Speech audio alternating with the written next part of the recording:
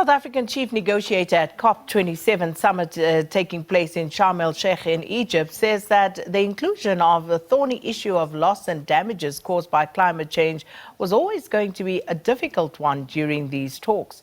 Now, developed nations are pushing back to a proposal that they must commit funds to address the loss of damages, and they also are responsible for carbon emissions. So for more from COP27, we cross now to SABC's news as international editor Sophie Mokoena, who is in Sharm El Sheikh. Sophie, good morning, and good to speak to you again. It's day 2 of the negotiations. Technological negotiations making any progress today? Well, as you pointed out in your intro, I spoke to the chief negotiator of South Africa yesterday. He pointed out that as the technical team, they have spoken about a range of issues, but the progress is very slow.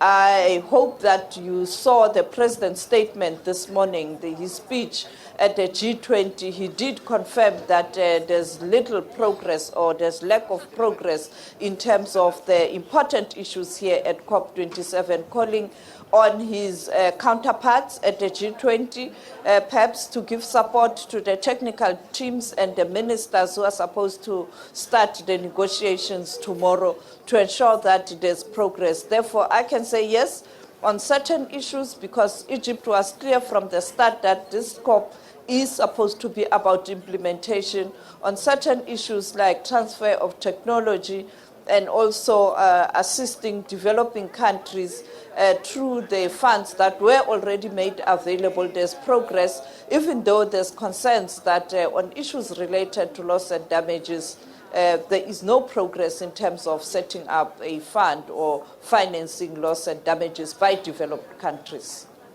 And Sophie, the question of a just energy transition, of course, continues to come up. You were explaining to us yesterday how that needed to be further extrapolated to get the rest of the world to understand. But yesterday, South Africa also launched its pavilion, and we saw a number of events at that pavilion. The issue of the just energy transition was also discussed. And what are the views from those who came around, the businesses out there? Well, what I observed was that for the first time, business in South Africa was able to come together. We are told that more than 30 CEOs of large companies in South Africa came together to discuss a way forward in terms of the implementation of the just energy transition. And they also did make inputs in terms of the energy plan in the country, and that document was released yesterday. And the Presidential Commission, the Climate Change Commission, set up by the President, did speak to us yesterday, commenting about the content of that research and document. What was kind of quite amazing for me, or shocking, was that indeed there's going to be job losses. The question is, how are you going to ensure that you reskill, you retrain, and to find a way to deal with that kind of a challenge? Because South Africa already, we are facing a terrible challenge of unemployment. And therefore, they were very frank. Good thing about business, they don't dilly-dally, they don't seek political expediency. They pointed out that it's a good plan. We can move to the just transition, or we can vigorously implement the just transition. In fact, they pointed out that it is not going to be a gradual phasing in of just energy transition. It is going to be faster, because you have to keep up with developed countries.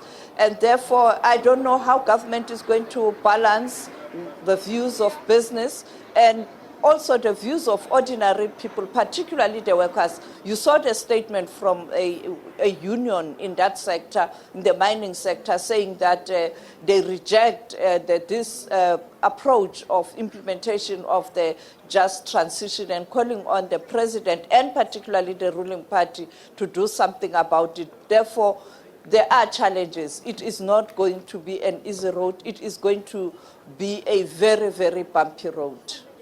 Indeed, as we have seen already, Sophie. But what can we expect today and, of course, tomorrow on Wednesday? Today, the technical teams, as you know, that South Africa is led there. And I think today they will focus on the issues that they don't agree on. If they don't finally agree as the technical teams, they will then refer the matters to ministers. The ministers are meeting tomorrow, and maybe because they are political heads, they will find one another, but also perhaps the G20 summit. When you look at the content of the G20 summit, the issue of climate change is part of that gathering. And you heard what the Secretary General of the United Nations said yesterday. And of course today, President Cyril Ramaphosa addressing that G20 summit, calling on the developed countries to ensure that they do address burning issues. Maybe we are going to see progress when political heads meet tomorrow. But the Minister of Fisheries, Forestry and Environmental Affairs, Barbara Creecy, saying that it is very difficult. Even the negotiator told me yesterday that it is very, very difficult. Well, Sophie, we'll leave it there for now. Thanks so much, our international news editor, Sophie Mokoena in Sharm El Sheikh in Egypt, bringing us the latest from there.